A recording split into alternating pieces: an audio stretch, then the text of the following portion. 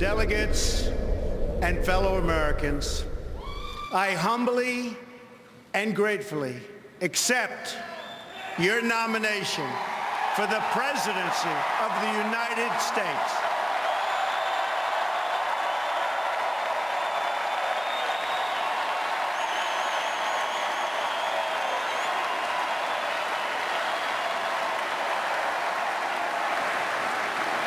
Together, we will lead our party back to the White House, and we will lead our country back to safety, prosperity, and peace.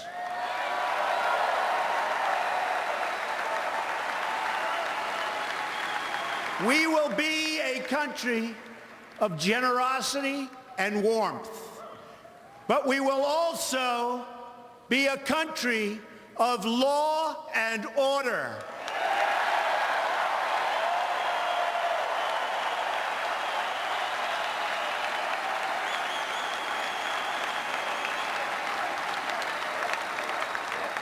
Our convention occurs at a moment of crisis for our nation.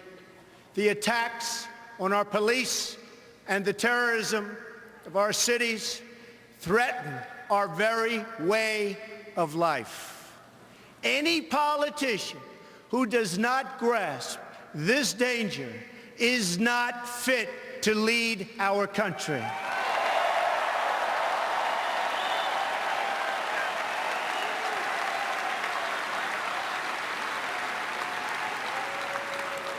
Americans watching this address tonight have seen the recent images of violence in our streets and the chaos in our communities. Many have witnessed this violence personally. Some have even been its victims. I have a message for all of you.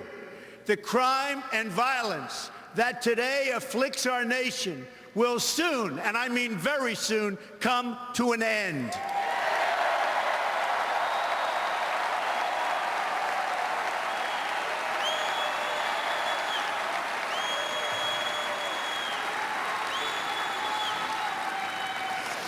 Beginning on January 20th of 2017, safety will be restored. The most basic duty of government is to defend the lives of its own citizens. Any government that fails to do so is a government unworthy to lead. It is finally time for a straightforward assessment of the state of our nation.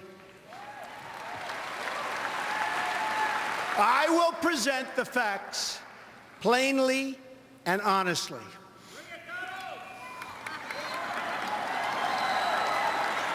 We cannot afford to be so politically correct anymore.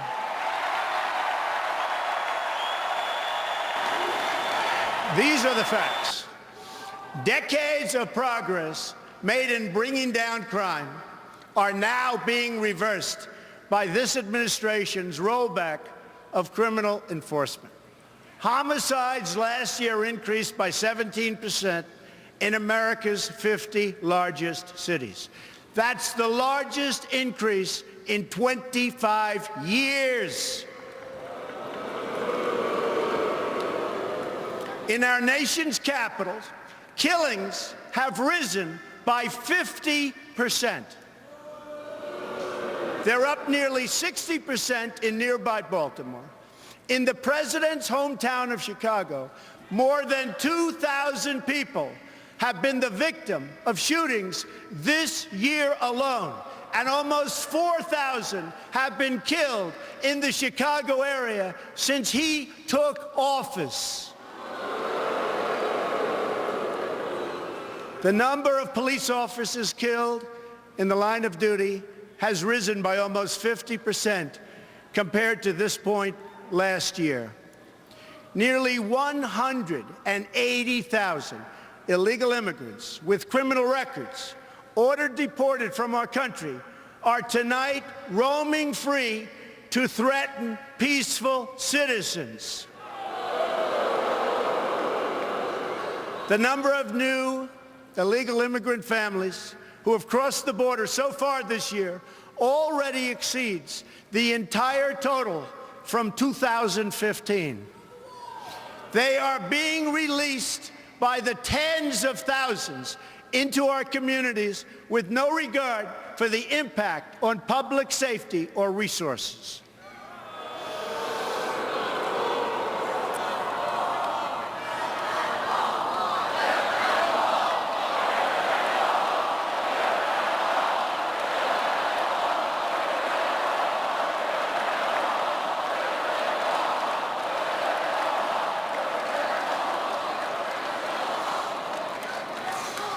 One such border crosser was released and made his way to Nebraska. There, he ended the life of an innocent young girl named Sarah Root.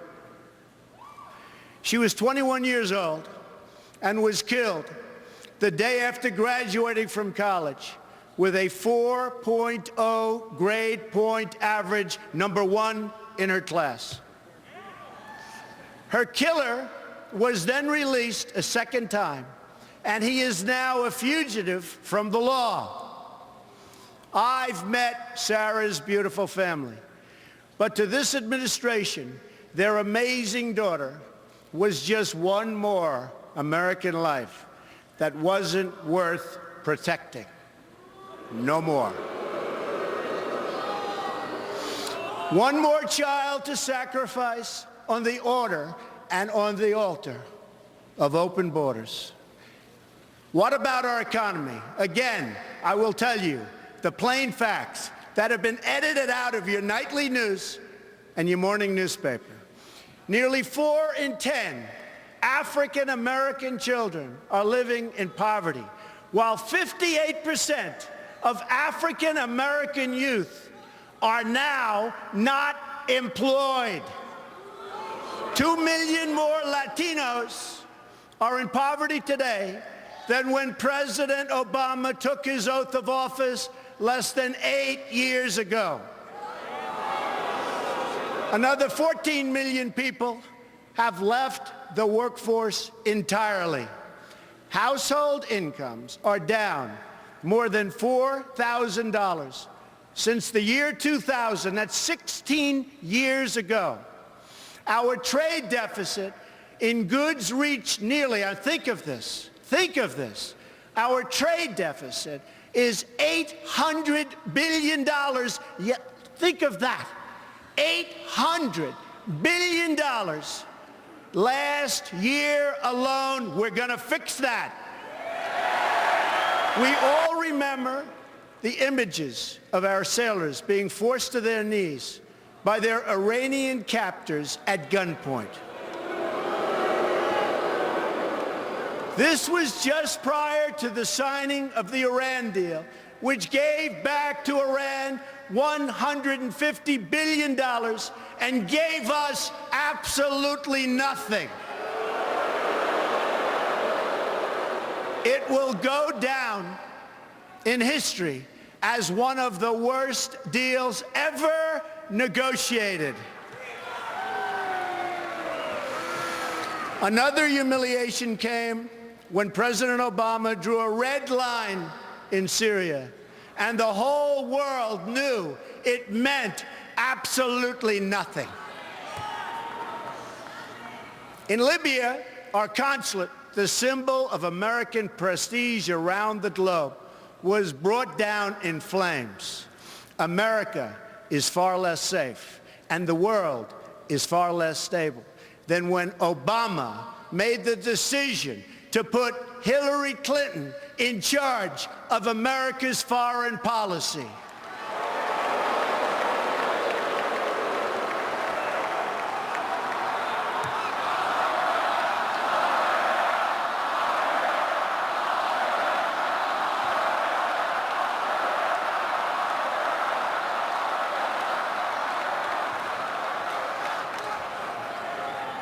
Let's defeat her in November. Okay?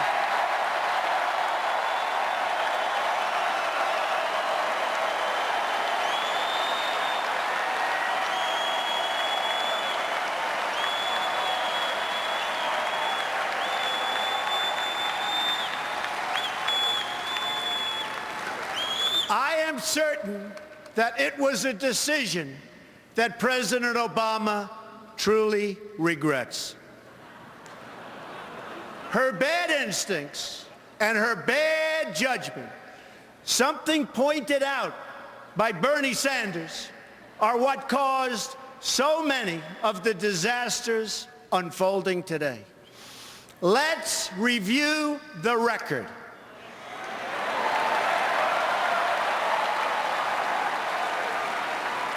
In 2009, pre-Hillary, ISIS was not even on the map. Libya was stable. Egypt was peaceful. Iraq was seeing, and really a big reduction in violence. Iran was being choked by sanctions. Syria was somewhat under control. After 4 years of Hillary Clinton, what do we have? ISIS has spread across the region and the entire world. Libya is in ruins, and our ambassador and his staff were left helpless to die at the hands of savage killers. Egypt was turned over to the radical Muslim Brotherhood, forcing the military to retake control. Iraq is in chaos.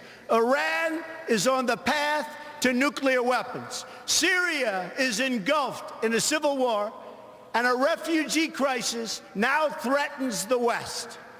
After 15 years of wars in the Middle East, after trillions of dollars spent and thousands of lives lost, the situation is worse than it has ever been before.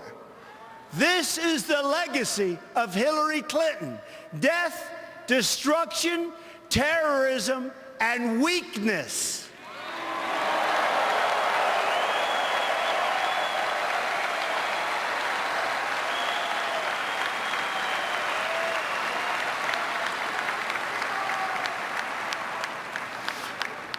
But Hillary Clinton's legacy does not have to be America's legacy.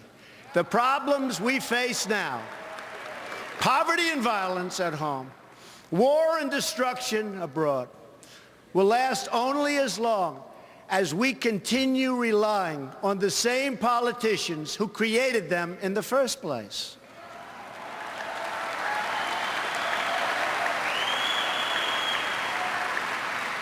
A change in leadership is required to produce a change in outcomes.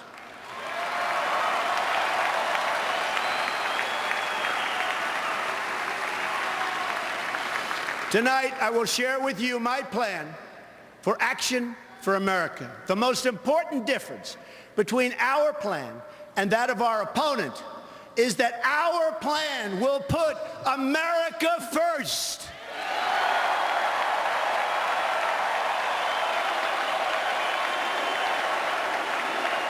Business, elite media, and major donors are lining up behind the campaign of my opponent because they know she will keep our rigged system in place. They are throwing money at her because they have total control over every single thing she does. She is their puppet, and they pull the strings.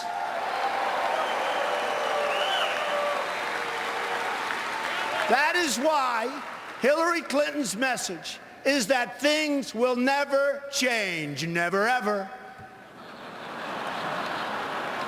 My message is that things have to change, and they have to change right now.